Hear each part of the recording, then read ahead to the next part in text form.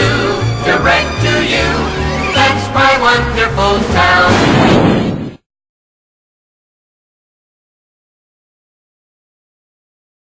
I'm Richard Piet. This is 590 KZO The Interview. Thanks for being with us on WKZO.com. We're with Congressman Fred Upton today. We appreciate your being with us. Absolutely. We are, at this point, in the economic doldrums, as some say, but there have been some interesting points of optimism lately. Do you see them that way? And how optimistic do you think we should be? Well, I'm an optimist by nature, and we are in a really deep rut. And we've been, in Michigan, we've been in that situation for a long time. You can see it in every sector. As you know, I'm co-chair of the Auto Caucus. 1 in 4 jobs in Michigan are really dependent on the auto industry, and sales continue to plummet. So I don't want to be only the bearer of bad news. I am a Cubs fan, so by nature I am an optimist. And as we talk today, pitchers and the season hasn't started yet, so there is a real good reason to say, this is our year. Right. For those of you non-baseball fans, the Cubs have not done this in our lifetimes, Right. put together. Yeah.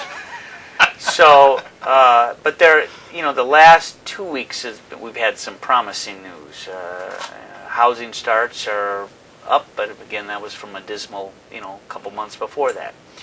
But auto sales, as we were looking at them now, look like they're going to be less by a sad margin beyond even what they were forecasting a couple months ago.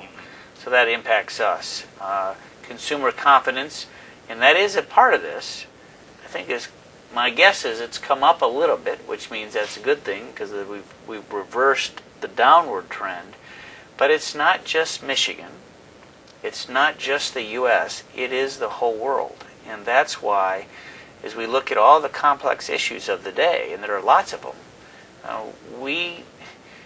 our country is probably poised to recover before anybody else does, which is good. But the problems remain enormous, and it's going to take some time to get through them. And the difficulty, particularly for the new administration now, is that they came in with hope and prosperity and change, lots of goals, and man, that front burner of the stove is pretty hot right now. There's a lot of things that are on it, and they all impact the economy. If you do a healthcare, if you end up with, as some would say, a single-payer system, well, who pays that cost? Well, the federal government does. That adds to the deficit. The administration says these high deficits are unsustainable. They're right. Everyone will agree with that. Then why do you want to add more costs? If we go to a cap-and-trade system that will increase the energy cost by 40 or 50%, yeah, you can take some of the money collected and help the poor offset those, but what happens to their jobs?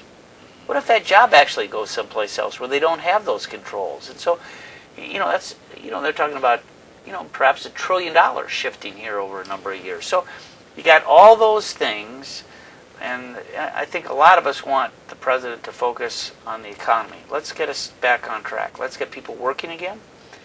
Let's build the consumer confidence. Obviously, the auto sector and the construction sector matter a lot in terms of jobs.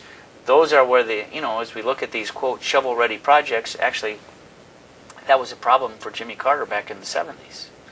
I can remember back then. I wasn't in the Congress then. We had a recession, not as bad as this one, for sure. And there was stimulus spending that went out, and they called it an LPW program, Local Public Works. So that was the acronym. But the problem was that a lot of the LPW dollars didn't actually get spent until well after we were into the recovery, even 2 years later. And that's why it was important that on this stimulus package they said, look, they got to be shovel ready. So thank goodness here in Kalamazoo, we're ready to start on the West Edge project. That's been designed. That's ready to go. Yep, and the projects are going to be bid, and that's 800, 900 jobs off the bat. I mean, those are the things that we have to look at to spend those dollars rather than hold off till later. You talked about confidence, and that really is at the root of the issue. People who aren't confident enough to spend money, banks that aren't confident enough to lend it, even after some measures were taken initially, and you yourself have said, why didn't that work? Yeah, $350 billion. I mean, who wouldn't swallow when you hear that dollar amount? But nothing really happened. Right. And then we saw, as you know, I mean, as a relative to the $350 billion, a small percentage was bonuses, but still, I mean, why didn't things change with that huge influx of money that was specifically addressed to try and loosen up the credit crunch so that firms would be able to make payday, they would be able to expand, you could do a whole number of different things, and instead the story still abounded that their lines of credit are being pulled. But wait, we didn't miss a payment. I mean, that even happened to some homeowners. Sure. We didn't miss a payment. How can they do that? And it happened, and that, again, didn't help any, for sure, dramatically impacted the consumer confidence of Americans across the country. So what can we do to make people feel more comfortable about spending money who aren't necessarily worried about jobs but might be holding on to their money anyway? Well, we have to really focus on things that work. Forget some of this pie-in-the-sky stuff that's out there. Construction jobs, I think, are important. That is for sure.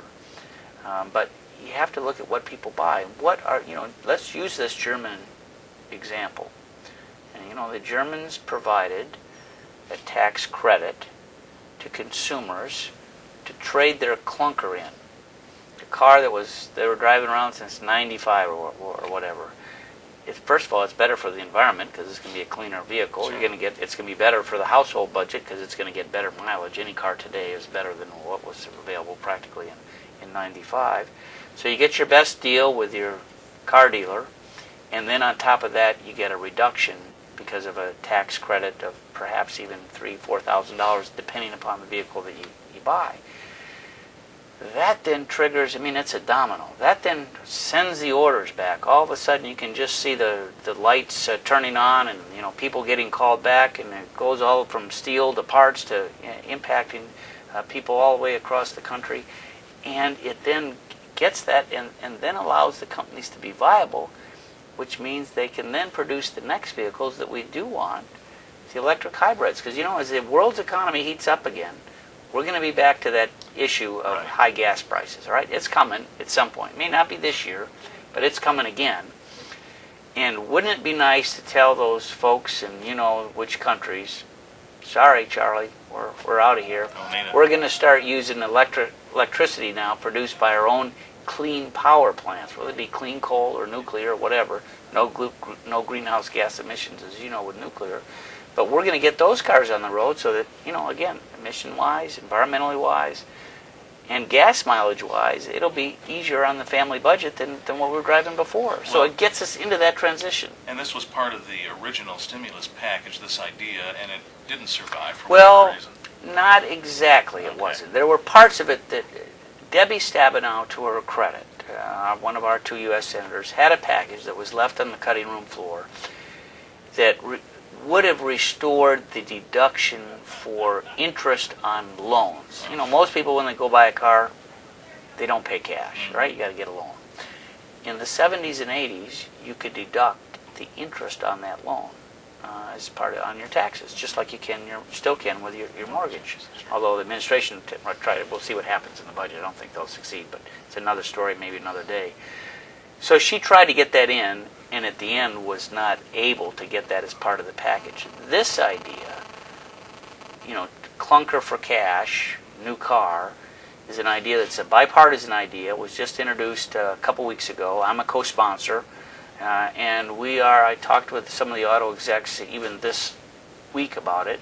We're going to try to get it on the president's plate and some other ideas to get some talk about it, some chatter, to garner bipartisan support, and maybe we can get it moving. This is the very beginning of it, but I think that this would be just a great idea to see things really begin to change, and without a lot of dollars, really, compared to some of the other things that have been done, like $700 billion for the banks, and we still haven't really seen much, right?